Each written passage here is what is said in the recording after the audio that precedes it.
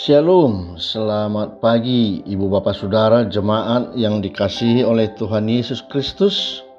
Kita kembali berjumpa dalam persekutuan ibadah harian yang kita lakukan setiap hari. Hari ini Kamis 27 April 2023. Mari kita ibadah bersama, mari kita awali dalam doa. Damai sejahtera dari Allah Bapa dan dari anaknya Tuhan Yesus Kristus memelihara hati dan pikiranmu. Amin. Saudara-saudara, firman Tuhan nas renungan hari ini tertulis dalam kitab Imamat pasal 18 ayat 8. Demikian firman Tuhan, kamu harus lakukan peraturanku dan harus berpegang pada ketetapanku. Dengan hidup menurut semuanya itu, akulah Tuhan Allahmu. Ikon rado tamuna doaka uhupu jala ikon ingotomuna doaka paretaku, asa marparangi hamu hobartusi, ayaudu jahoba debatamunai.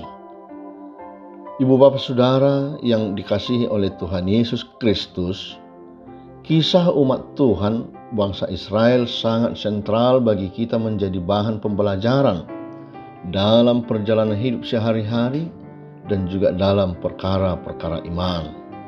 Utamanya kisah terbuangnya bangsa itu baik ke Mesir maupun ke Babilonia. Salah satu tema yang dapat kita lihat sebagaimana dalam nas hari ini, yaitu bagaimana kondisi bangsa Israel yang sedang diproses oleh Tuhan. Benar sekali saudara, umat Tuhan saat itu sedang diproses oleh Tuhan.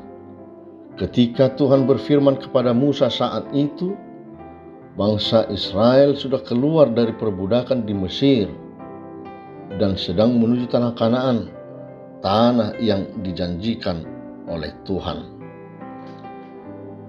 Selama 430 tahun diperbudakan di tanah Mesir, tentu sangat banyak pengaruh Mesir yang diterima oleh bangsa Israel. Dan mungkin saja pengaruh-pengaruh tersebut sedikit demi sedikit masuk ke dalam pemikiran orang-orang Israel, terutama dengan agama Mesir yang menganut sistem politeisme atau banyak dewa. Nah, pengajaran utama yang ditekankan oleh firman Tuhan kepada umat Israel adalah bahwa Dia, Allah nenek moyang mereka, Allah Abraham, Ishak dan Yakub, itulah Allah umat Israel. Tuhan Allah mau supaya bangsa Israel tahu dan jangan lupa itu. Dialah Tuhan Allah mereka yang menciptakan langit dan bumi, bukan dewa-dewa seperti yang disembah oleh bangsa-bangsa di sekitaran bangsa Mesir dan Kanaan. Dan seturut dengan hal tersebut, Tuhan ingin agar bangsa Israel melakukan peraturan-peraturan yang Tuhan berikan dan juga berpegang pada ketetapan-ketetapan yang telah Tuhan sampaikan. Dan sungguh hal ini menjadi pergumulan kita bersama dalam sejarah panjang hidup beragama dan beriman, di mana kebanyakan orang di sekitar kita memiliki gaya hidup dan kebiasaan yang tidak sesuai dengan iman kita. Banyak hal-hal yang Alkitab telah terang-terangan katakan, menyatakan sebagai dosa, tetapi di zaman akhir ini dianggap sebagai hal-hal yang biasa. Apalagi misalnya sesuatu perbuatan salah yang dilakukan oleh banyak orang dalam waktu yang lama, seakan-akan itu menjadi sebuah kebenaran. Saya sering gambarkan saudara-saudara, misalnya ketika di sebuah lampu merah. Ketika lampu merah yang seharusnya itu adalah tanda berhenti, namun ketika semua kendaraan tetap berjalan menerobos lampu merah dan dilakukan oleh banyak orang dan dalam waktu yang secara terus-menerus, sepertinya itu menjadi sebuah kebenaran bahwa lampu merah bukan stop tetapi tetap berjalan, dilakukan oleh banyak orang. Dan ketika ada satu orang yang berhenti karena lampu merah tersebut, akan dipandang salah oleh orang-orang di sekitarnya. Nah, kalau begini bagaimana jadinya? kebiasaan yang salah itu sepertinya menjadi sebuah kebenaran, dan yang melakukan yang benar karena sendirinya menjadi hal yang salah.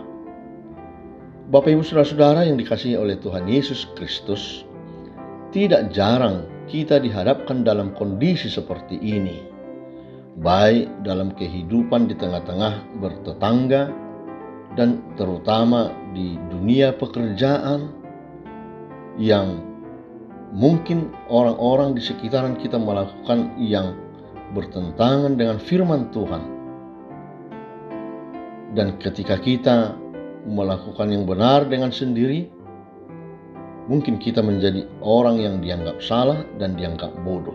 Bagaimana reaksi kita? Mampukah kita tampil berbeda dan tidak mengikuti kebiasaan orang lain yang jelas-jelas bertentangan dengan firman Tuhan? Saudara-saudara, inilah seruan firman Tuhan hari ini. Kamu harus lakukan peraturanku dan harus berpegang pada ketetapanku dengan hidup menurut semuanya itu. Akulah Tuhan Allah. Seruan firman Tuhan hari ini, kita dipanggil dan diingatkan kembali dalam komitmen iman yang telah kita pegang. Sikap yang harus kita hidupi tidak ada yang lain selain selalu berpegang kepada ketetapan peraturan Tuhan. Dan jangan lupa saudara-saudara, dalam firman ini jelas disebutkan bahwa Tuhan Allah menyatakan dirinya dalam ungkapan dalam nas ini, akulah Tuhan Allahmu. Ini menyiratkan bahwa Dia sesungguhnya Allah kita, sang pencipta alam semesta ini. Dia sang sumber hidup kita, Dia sang sumber segala berkat yang kita terima, sesungguhnya memelihara hidup kita, menjaga dan menjaminkan masa depan kita, walau harus bertentangan dengan keinginan-keinginan dunia ini. Karenanya saudara-saudara, Bapak Ibu yang dikasihi Tuhan Yesus Kristus, ingatlah janji Tuhan bahwa ketika kita memilih untuk berpegang pada ketetapan dan peraturan Tuhan, maka Tuhan akan memberikan kehidupan dan masa depan itu kepada kita. Jangan takut. Firman Tuhan katakan, tetapi carilah dahulu kerajaan Allah dan kebenarannya, maka semuanya itu akan ditambahkan kepadamu. Matius 6 ayat 33. Amin.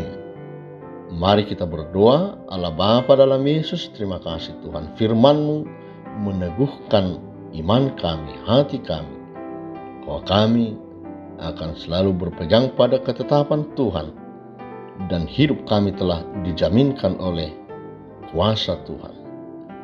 Tuntun dan ajari kami untuk taat dalam firman-Mu.